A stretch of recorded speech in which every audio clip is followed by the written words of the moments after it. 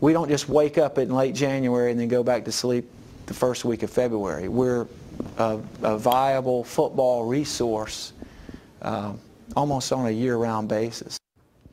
Well, for the first time in nearly 20 years, the Senior Bowl has a new executive director. Mobile native Phil Savage was appointed in May to lead the College All-Star Football Classic. Savage possesses an impressive resume with coaching and management experience in both the college and professional ranks. Now, Savage recently sat down with our Eric Reynolds to talk about how attending the Senior Bowl as a youngster and his career experience have prepared him for this job. Here's the interview.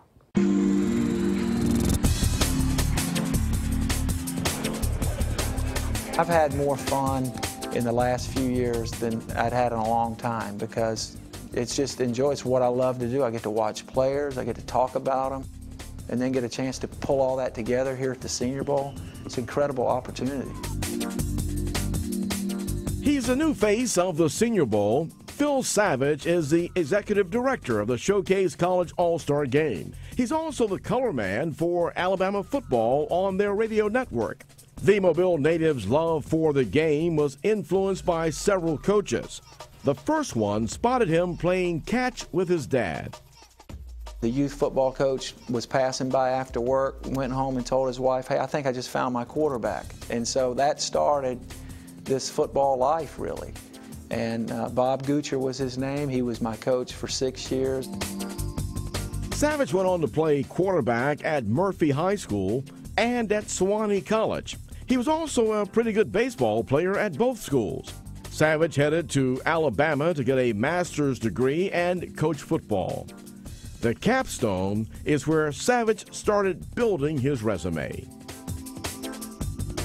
Bill Curry, to see someone go through what he did those 3 years, you figured out that this was serious business. A man named Homer Smith. From a football standpoint, I learned more about the game from him than anyone else.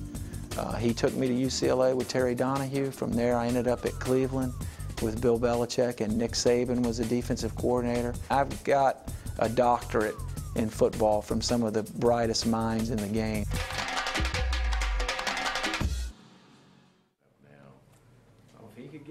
His football doctorate got Savage a shot at management as a scout. He quickly rose through the ranks with the Cleveland Browns and the Baltimore Ravens. I never started off in coaching to end up as a general manager. I was a little bit of a riser through the ranks. I mean, I'd gotten to that GM position at 39, which is pretty rare. The Browns had their best record in 13 seasons in 2007. But in 2008, Savage's fourth season as GM, the team only won 4 games, and the owners made changes. That was the first time I'd ever been fired from a job. You get told that, hey, we don't need you anymore. It's hard, it's very difficult, especially when you've had success through most of your career.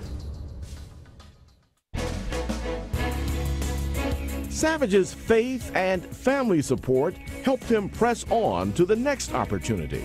I'm at a Red Elephant Club meeting for Alabama as the speaker, and it dawned on me, I'm like, you know, I didn't play at Alabama, but I think I could check off 9 or 10 of the boxes that they're looking for next fall for 2009. I said, I'm hoping I'll be the color man for Crimson Tide Radio Network.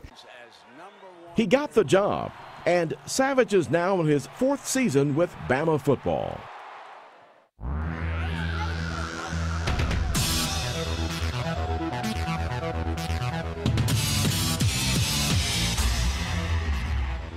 The Senior Bowl job. When it opened up, it seemed interesting. I've been coming to this game since I was 5 or 6 years old. I mean, I can remember tugging on the pant legs of Don Shula and Weeb Eubank. To have that perspective of being a child and looking at the Senior Bowl through a kid's eyes, all the way up to the point of being a general manager, it's a tremendous advantage to have been in the league for 20 years.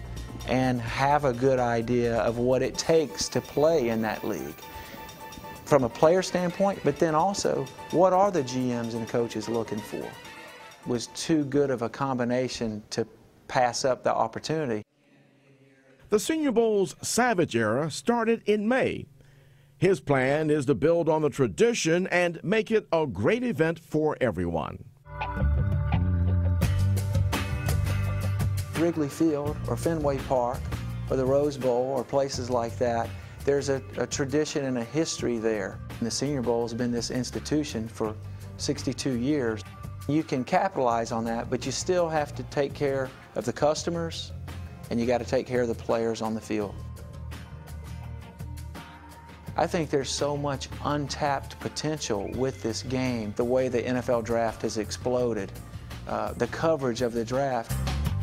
People love the draft. They love to hear about these players and their projected value and how they might be utilized in the pros.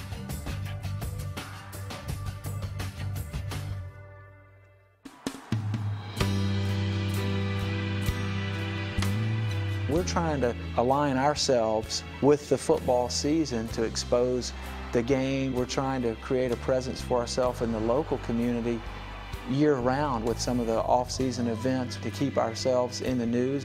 We don't just wake up in late January and then go back to sleep the first week of February. We're a viable football resource almost on a year-round basis. There's something here for everybody, whether they're a football fan or a draft fan or not. It can be a great event for everybody. Okay. In Mobile, Eric Reynolds, Fox 10 News. Senior Bowl fans may one day see juniors allowed to play in the game if they meet Savage's list of specific requirements. Bama's Dante Hightower and Heisman Trophy winner Robert Griffin III would have qualified to play in the 2012 game. That would be exciting for them. Savage is also busy looking for a title sponsor for the 2013 Senior Bowl game, which is set for January 26th of 2013. Coming up, one of NASCAR's most popular drivers won't be competing for a while. We'll tell you why. And more disgrace befalls Lance Armstrong after an anti-doping agency releases a new report.